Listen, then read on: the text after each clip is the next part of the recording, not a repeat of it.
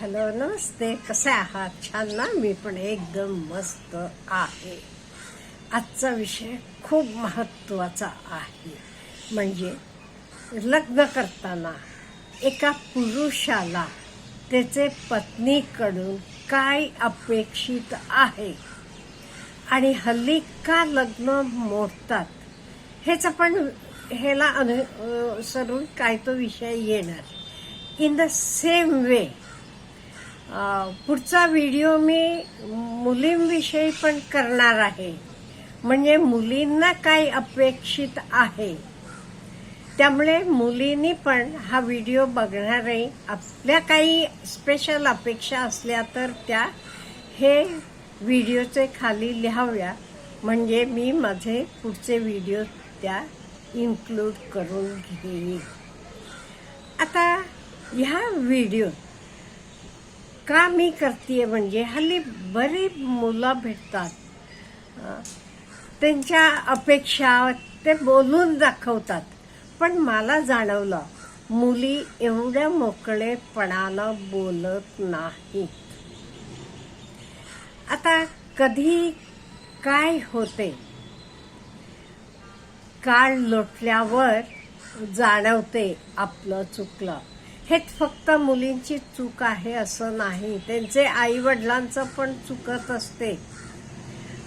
आणि मी फक्त मुलांची बाजू घेते असं म्हणू नका. मी जी परिस्थिती बघितली, माझे निदर्शनाला आली, ती मी आपल्याशी शेअर करतेय. आता एक 25 वर्षापूर्वीची गोष्ट. ती बाई म्हणा, स्त्री म्हणा, माझ्याकडे आली होती परवा. मी उलट तिला म्हणत होते आपण व्हिडिओ करूया तुझ्याविषयी, म्हणजे तू स्वतः सांगितलेलं लोकांना कळेल तुझी काय चूक झाली, तुझ्या आईबाबांची काय झाली. पण ती काही व्हिडिओ करायला यायला तयार नव्हती, बिलकुल तयार नव्हती ती. आता तिची, त्यामुळे मी काही घडलं हे आधी सांगते, मग काय अपेक्षित आहे तर आपण बघू. ही एक 25 वर्षापूर्वीची गोष्ट आहे. लग्न झालं, 5 वर्ष झाली लग्नाला, सुखी संसार होता. एक मुलगा झाला, एक मुलगी झाली. मग त्यांचं बिनसायला लागलं. मग बायको नको ते आरोप मुलीवर करायला लागली. मग तिला आईनं पण भर घातली. आज आता ती म्हणतीये तर हे जमत नसलं की ये घरी, तू निघून आलीस का नाही, कसं चाटत येतो तो मागे, हे तिचे शब्द आहेत. आई असं बोलली म्हणून मी आले म्हणून. ती माहेरी आली. मग कोर्ट कचेऱ्या नको तर सगळं तिनं घातलं. हुंडेसाठी त्रास देतात, मारहाण करतात, नसलेलं सगळं खोटे. आज आता ती म्हणतीये हे सगळं खोटे केसेस घातले, सगळं झालं, कोर्ट कचेऱ्या झाल्या. शेवटी दोघंही वेगळे झाले. मुलाचा ताबा वडिलांकडे गेला, मुलीचा ताबा आईकडे गेला. आणि नंतर आज आता आजची स्थिती सांगते. आज मुलगा वडिलांबरोबर होता, तो पण मोठा झालाय, त्याचंही लग्न झालंय, त्यालाही मुलं आहेत 2.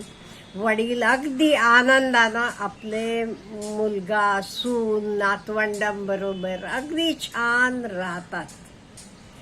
आणि इकडे ही माहेरी गेली. काय तर सगळे नवरेकडनं पैसे बिसे काढून घेतले. आणि आई वडील होते तोपर्यंत ठीक होतं. आई वडील गेल्यावर भाऊजे सारखं म्हणायला लागली, माझा नवरा मिळवून आणणार, एवढ्यांना पोसायचं काही शक्य आहे का, माझे मुलांचं बघायला नको का, असं सगळं भाऊजे म्हणायला लागली. मग हिनं काय केलं, भावावर भाऊजेवर पण केस घातली प्रॉपर्टीसाठी. नो डाऊट वडिलांची प्रॉपर्टी तिलाही निम्म्याला निम्मी मिळायला पाहिजे कायदे कानूनप्रमाणे. मग तिला पण ते घरातल्या 2 खोल्या मिळाल्या. तिथे ती मुलीबरोबर राहायला लागली. तिचे मुलीला धाक नव्हता म्हणा, वडिलांचं प्रेम नव्हतं. आई कोर्ट कचेऱ्या इकडे तिकडे हिंडत असल्यामुळे असेल, चांगले संस्कार मिळाले नाही. शिक्षण व्यवस्थित झालं नाही, नुसतं इकडे तिकडे फिर असं करतीये मुलगी वाया गेलेलेतच जमा आहे म्हणायला हरकत नाहीये.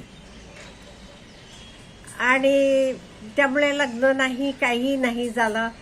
काय तर करून आई आणतीये, काही स्कीम म्हणा, लाडकी बहीण ते हे त्याचे काही 1,500 असे 3,000 ते मिळतात म्हणे, काय तर करून त्यांचं चाललेलं आहे. आज आता मुलगी म्हणतीये, आई तू एवढं इगो करून भांडून आलीस, तिथे असायचं ते माझं पण किती छान झालं असतं. भैयासारखं मी पण 4 व्हीलरमध्ये फिरले असते की. तुला एवढ्या काही इगो झालेला होता भांडून यायला. असं अवदसा, इगोय नव्हे, तिनं वापरलेले शब्द म्हणते. तुला काय अवदसा झाली होती, हे शब्द मुलगी तिला वापरतीये म्हणे आज. म्हणजे हिनं थोडकेमुळे बघा सगळ्यांचं, तिचं स्वतःचं जीवनही हे झालं, मुलीला व्यवस्थित संगोपन नाही, संस्कार नाही, शिक्षण नाही, काही नाही, असं झालं. काय मिळालं? हा, त्यामुळे मला वाटते नो डाऊट एकदम लग्न करून गेल्यावर आपण म्हटल्यासारखं सगळे ऐकत नाहीत. आणि काय ऐकावं, तर त्यांचं घर, त्यांच्या रीतीभाती.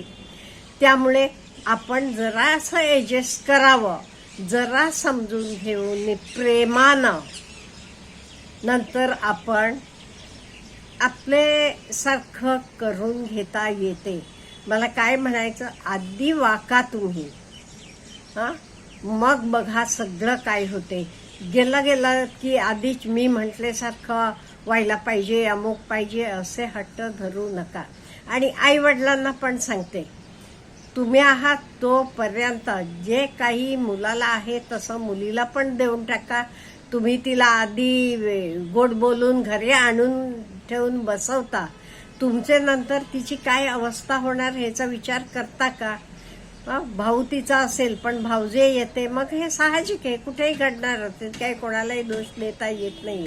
त्यामुळे आई वडिलांनी पण असं मुलीला आणलं, माहेरी आणलं असलं तर तिची पण व्यवस्था वेगळी करावी, नाही ते आपले नंतर तिचे हाल होतात. आता हे बघा, लग्न करताना मुलाला आपल्या बायकोकडनं काय अपेक्षा असतात? पहिलं लॉयल्टी. हां, म्हणजे त्याला वाटते तिनं आपल्याशी विश्वासानं असावं, ऑनेस्ट असावं, व्यवस्थित असावं, समोर एक मागे एक असं करू नये. नाही तर इथे व्यवस्थित बोलायचं, घरी गेल्यावर नुसतं नावं ठेवायची, तिथे असं अमुक तमुक, नवरा मला हे करतो, खोटं. हां, असं काही करू नये असं वाटते.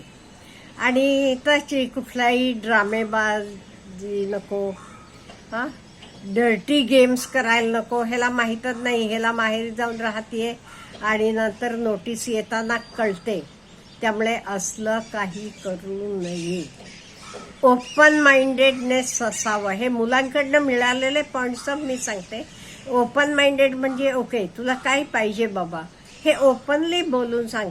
तुझे मनात काय आहे हे त्याला कळत नाही. त्यामुळे तुमचे मनातलं जे काही आहे तर ओपनली बोलायला पाहिजे. आणि स्ट्रॉंग इमोशनल सपोर्ट पाहिजे. मुलं कशी इमोशनली जरा हे बघा, त्यांना काही वाईट वाटलं तर ते रडू पण शकत नाही. रडले तरी काय म्हणतील, हां, हे मुलींसारखं का रडतोस असं म्हणतील. आणि हे बघा, एफर्ट्स करावे लागतात. नोकरी केल्यावर एंडला रिझल्ट मिळते, अभ्यास केल्यावर पुढे होते. कोणालाही एफर्ट्स दिसत नाही. लोक तुमचं रिझल्टचं जल्लोष करतात. आज तुम्हाला मिळालेले सक्सेसबद्दल लोक कौतुक करतात, पण ती सक्सेस मिळवायला एफर्ट्स घालावे लागतात, कष्ट करावे लागतात. हे आपल्याला जाण पाहिजे. आणि कायम नवऱ्यानं मी म्हणेल तसं हॉटेलला घेऊन जा, रेस्टॉरंटला घेऊन जा, फिरायला घेऊन जा, अमुक घेऊन जा, अहो त्याला हे सगळं परवडते का? त्याला त्याचं ऑफिस हे पण महत्वाचं आहे. हां, तो ऑफिसला गेला तर आपल्याला पगार मिळणार, हे सगळ्याची जाणीव पाहिजे. हे आपल्या बायकोना जाणून घ्यायला पाहिजे असं प्रत्येक नवऱ्याला वाटते. आणि युनिव्हर्सल नीड ही दोघांनाही असते. मानसिक नीड असल्यासारखं शारीरिक पण एकमेकांची गरज असते. त्यामुळे ह्या सहसा अगदी साध्या गरजा आहेत. आणि सपोर्ट, मला वाटते दोघांही एकमेकांना सपोर्ट करून एकमेकांना समजून घेऊन राहायला पाहिजे, तर आपले संसार सुखाचे होतील.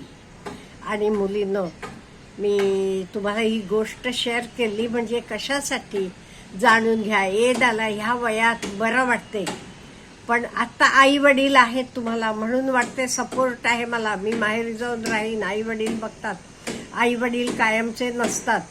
आणि शेवटी माझं पर्सनल ओपिनियन हे, तुम्ही मला जुने काळची म्हणा काही म्हणा, आपल्याला रेस्पेक्ट आपले घरात म्हणजे आपले नवऱ्याचं घर तर आपलं घर हे मी समजते, तिथे असलं तरच आपल्याला सपोर्ट मिळते. माहेरी येऊन राहिलं की मग लोक म्हणतात नवऱ्यानं टाकलेली अमुक तमुक, लोकांची काय चूक आहे? त्यामुळे आपण जरा व्यवस्थित समजूतदारपणानं वागायला पाहिजे. नो डाऊट लग्न करून आला की मला माहित आहे ॲडजस्ट आपल्या मुलींनाच जास्त करावं लागते. का म्हणजे आपण उठून आपलं सगळं सोडून नवऱ्याच्या घरात येऊन राहायला लागतो. आपल्याला ॲडजस्टमेंट एदाला समजून घ्या, जरा ॲडजस्टमेंट करा, 1-2 वर्ष जाऊ द्या. म्हणजे बघा अगदी सगळं सुखाचं होते. आणि आई वडिलांनी जरा समजून घेऊन वागायला पाहिजे, सांगायला पाहिजे, अगं असं होत असते, गेला की लगेच आपल्या हातात सगळं काही येत नाही, वेळ लागतो त्याला. हे आई वडिलांनी पण समजून सांगायला पाहिजे. उलट आई वडिलांच जमला नाही का नाही, ये आम्ही आहोत, आम्हाला काही तू जड नाही, हे आई वडिलांचे हल्लीचे शब्द आहेत. तेव्हा जड नाहीत म्हटलेले आई वडील, ते हे जग सोडून गेल्यावर मुलींची काय हाल होतीये हे त्या मुलीनं परवा सांगताना ऐकलं. ती म्हणतीये आईनं मला भर घातली म्हणून मी आले परत. हे बघा, मुलीचं काही बरोबर आहे असं म्हणत नाही, मुलीलाही जाण होती, मुली काही लहान नव्हती तेव्हा. 2 मुलं झालेली होती तिला, त्यामुळे ती काही लहान नव्हती. त्यामुळे जरा समजून घेऊन वागा, एवढं माझं म्हणणं. Have a good day.